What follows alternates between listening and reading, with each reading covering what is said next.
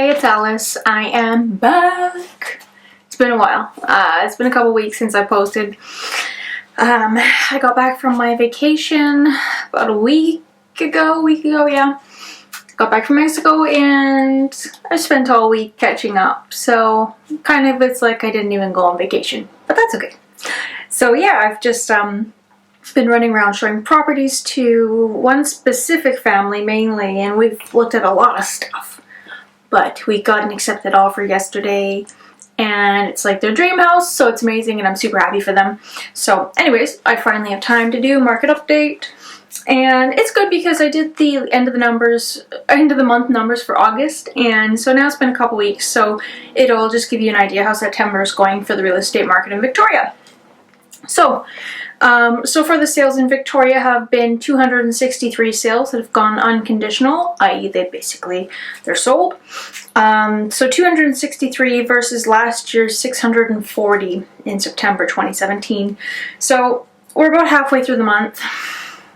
We're just about halfway, just under halfway to that number, but we know everything closes at the end of the month. So I think sales-wise, we will probably be thereabouts the same as last year for sales for September.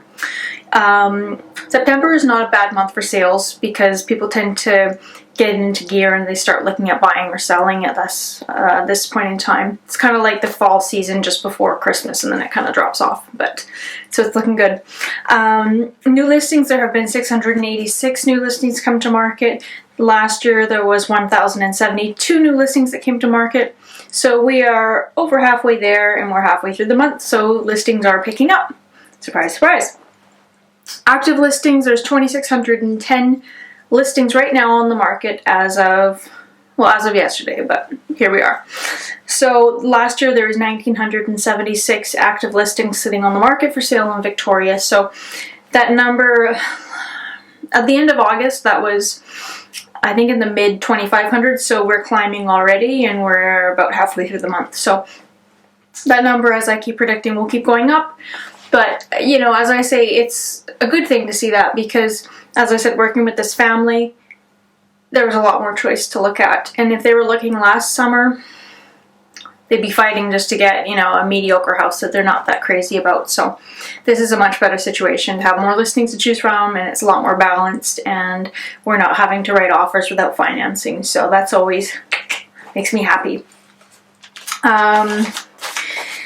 So essentially this is just going to be a quick update from what I've seen this week and the week before. What I'm noticing is a lot of inconsistency in the pricing. As I said, I viewed a lot of properties in this past week. And when I take people on a listing, or not a listing, on a viewing, I look at all the assessment values, I look at the previous sales, when they last sold, or when they were last listed, if they expired, what have you. And the Victoria real estate market is a real mixed bag right now, and I bet this is the case in a lot of different areas. But I'm seeing properties that are assessed at like $580,000, for instance, and they're listed for like $900,000. And then there's some that are assessed at $815,000, and then they're listed at like $875,000. And some property, like I came across a property that I showed them just a few days ago, that it was assessed at like $550,000, and it's in my neighborhood too. It's really close to me. It's assessed at $550,000, and it sold last year, just like 11 months ago. It sold for $600,000, and when they found it, I looked at the price, and I could have had a heart attack because it was priced at $848,000. And no improvements have been done in that past year. The person just held on to it. So essentially they held on to it for a year, and they're trying to sell it for $250,000 more than they bought it for a year ago in a not very nice neighborhood. Not very nice, but like I don't live in a fancy neighborhood. And so that was a little surprising, and walking through the property, like we weren't impressed with it, and they were not interested in offering on it, but it was just a really interesting thing to look at because, you know, I guess that's just the inflation of the market, but $250,000 for a property in where I live in Langford, it's like those properties, I just can't see them holding their value at that price point for very long, and I'd be really shocked if it actually sold for that. Mind you, when I called the listing agent, he said that it appraised at $840. So they were priced pretty on the nose as to what the appraiser thought it was worth, which really surprised me because, you know, we were looking at waterfront properties in the peninsula that were only like $50,000 more. So it's kind of like that, looking at things like that, like this week especially, because a lot of the times I'm more on the listing side. I list more properties than I tend to help people buy. But just doing it so intensely, I just saw numerous cases of properties like that in Victoria. And I just thought I'd mention it because if you're working with a realtor or you're just thinking of buying, it's something to keep your eye out for, because those are what I would deem like not a good investment. You know what I mean? Like a good example of a good investment would be, we also looked at a property that was in Sydney, and it was on a street that overlooks the waterfront, and it was the worst house on a really nice street. And if you're buying a property that you want to at least hold the value in there and kind of bubble proof yourself, always buy the worst house on the street. Like, you can fix it up and bring it up to the specs of the other ones, but those surrounding houses will help it maintain its value. You know what I mean? Like if you're buying a really fancy house or an old house that's been fixed up to look fancy, but all the surrounding properties are kind of dumpy. They've got, you know, broken down cars with oil pans under them in the driveway. You know, you can put up the nicest pictures you want when you go to sell that house, but if basically the buyers show up and they look at the neighborhood and it's less than desirable, that property's probably not going to get you the highest price that it could. Whereas if you're kind of buying something that's on the lower end of a street, but it's a really nice area, you're always going to have that room to at least add something to the property, fix it up a little bit, and it will look in line with the other properties and probably sell for the same prices as them, you know, within relativity of age and all that kind of stuff. But anyway, so yeah, it's just something to look out for if you're buying in this market. It's, as I said, I'm finding it a real mixed bag, and like, you really need to look into the property before making an offer or deciding if it's something that's a good deal or not. I do that for my clients, but some clients work with other realtors, and I don't know what their practices are because, you know, people like to sell things, and, you know, if I tell you as a client, you could always just watch out for that and be conscious of it and ask for those details so that you can judge whether the property has had any value added to it to make that jump in price reasonable. So anyways, other than that, I had a mortgage broker come to my office meeting the other day, and he was saying that he's seeing a heck of a lot more mortgages coming his way, or people looking for mortgages, sorry. And he works mostly with secondary lenders, so he's saying a lot of people in BC at least, and Victoria especially, are getting kind of cut off at the knees by the big banks because the financing is just, it's not as easy with the stress tests, and people are needing to go through secondary lenders to get any type of financing. Some rates are looking at, like, I think the worst one I heard was a 3-year fixed term with a secondary lender for like 6.9%, so that's not a great rate. But some people have bad credit and they just want to buy a house, but you know, the other thing that they mentioned was they're seeing a lot of people that are needing to use a 50% TDSR, just total debt service ratio. They need to use 50% TDSR to get approved. So basically, TDSR, I'm going to butcher this, but basically, your total debt service ratio means that, you know, you have a mortgage payment, car payments, all your debt servicing payments.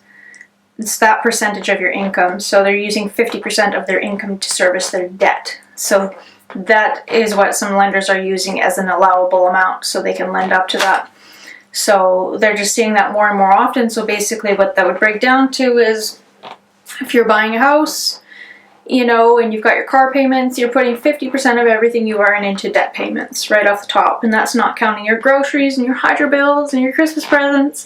So if you think of it that way, it's not a great thing to take on, in my opinion, but that's apparently happening a lot more as of now. And, you know, that's for people who haven't even just been kicked out of the market, you know, because a lot of lower end buyers, first time home buyers, aren't even in the game anymore, right? They just have been priced out. But anyways, that's what the mortgage brokers are telling me.